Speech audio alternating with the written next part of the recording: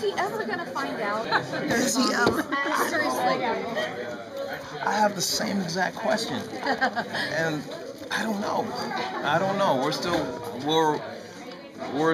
I'm still waiting for it. I'm with the fans. I'm still waiting to find out if he'll find out too. I think it's gonna be fun. I think it's gonna be interesting. I think it'll be fun to play that, and I think it'll be a real world reaction. And I always say that for Clive, if he knows that zombies exist, that means there's vampires, that means there's werewolves, that means it's like a Pandora's box. So we'll see. Is there a reason you think that he hasn't? Like, is he somehow in denial? Do you have a theory as to why he hasn't figured it out yet? Zombies? Yeah. I think he hasn't. I don't think that would be like the first conclusion he'll come up to with someone who has like white hair. You know, we've seen people. He does think she's goth, but I don't think that he'll go, you know what, or she's either goth or she's either a zombie. You know, I don't think that he'll jump to that conclusion. You know, like I said, the show exists like in the real world. You know, in terms of we make so many pop culture references. You know, he watches Game of Thrones. He's a hardcore fan. So I think it's equivalent to one of your colleagues, saying that they're a zombie all of a sudden. You'll just be like, what? It'll just be a little weird, but I don't think not with this group. Not with this group. There could be some real zombies there, yeah. But like I said, in Vancouver, like we see people who look like Liv, dressed like Liv, the exact same thing, and who walk among us, and we never say, hey, is that could be a zombie? But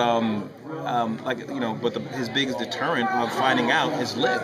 You know, Liv has been the biggest deterrent of him, getting closer to the truth. So being that he's working with a zombie, she's able to kind of keep him away from it, especially, and it's easy to keep it away from Clive because he's so tunnel vision.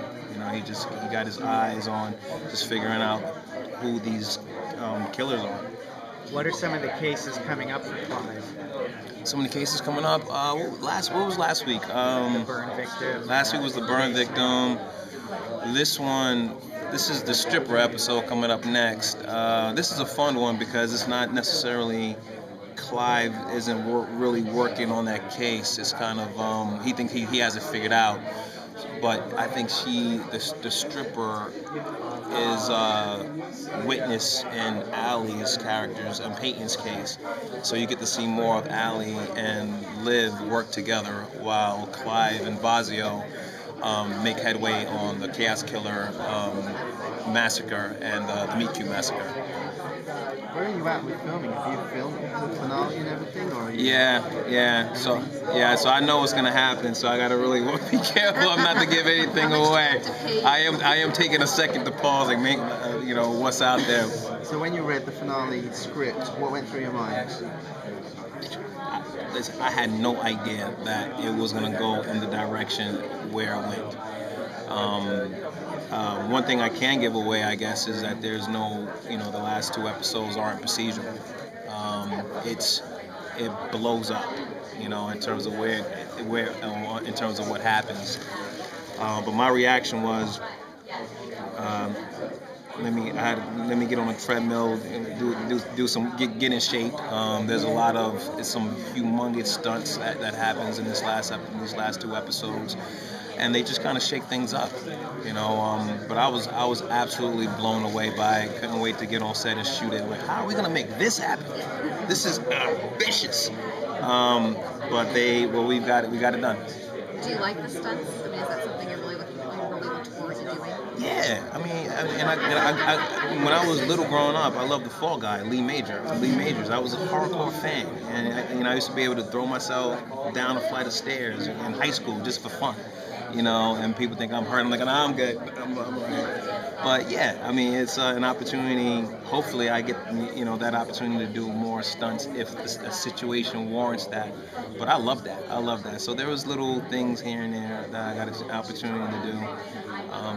I got a bruised butt bone. The left butt bone is a little bruised. I took a bad spill in my coccyx. That's what it's called, or something. But it was well worth it.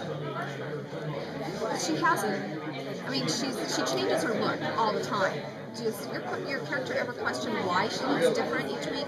Like when she eats a brain, she kind of changes her hair and everything else. But he never seems to ask her, why are you changing everything up? That was actually a big, I think the first time, the first episode, it was probably episode 3 of this season. She's wearing like the sexy dresses, and I'm like, how am I supposed to react to this? Because this is the first time she physically takes on. She's physically transformed, and she actually looks like the people I'm interrogating. Like, how am I not going to say anything? Right. And so I talked to Robin and the producers. They were like, trust. He doesn't have time. He doesn't have time to do that. He notices it, and he's just gonna he is that tunnel vision. He just says, okay, I'm just gonna let that happen. But that was like actually the first time. That was the first episode, and probably the only episode where she's took on like hardcore physical characteristic of the characters that it's undeniable. Like, even with the old man in the first episode, she could have worked out at the gym, could be a little sore. I don't know what it is, but like I said, it's staying true to the fact that Clive is this tunnel vision guy, and he's just gonna, he's at work, so he just cares about getting the job done. He and Liv have some rocking moments here and there. Will they stay pretty much on the same page through the rest of the season, or are they going to have any more tension? Any more tensions? Yeah, I think they definitely stay on the same page in a sense. I mean, obviously she's a little bit ahead of him because she knows that Major is involved in the Meat Cute massacre. She knows that, and she's actually his alibi. If she wasn't his alibi, he would have made that case. He'll probably get some big promotion, but she's like, she's this big deterrent. I think it'll be interesting to find out once all that unravels, whether or not their friendship and their bond can survive that. And then I think if it survives that, maybe Clive can be let in on what's really happening. I think she has to trust him with that. And in terms of everybody that she have told that she's a zombie, these are people that she came up with and she's been friends with for years, like Peyton. And she told Robbie, obviously, because he gives her hope, he gives her an opportunity, he's trying to figure out how to cure it. And obviously her fiance, but no one else, no one else in that regard. And she's only known Clive for a year and a half, something like that, so she's definitely not going to tell him. He has to earn that. So, but they're becoming tight, and we'll see what happens.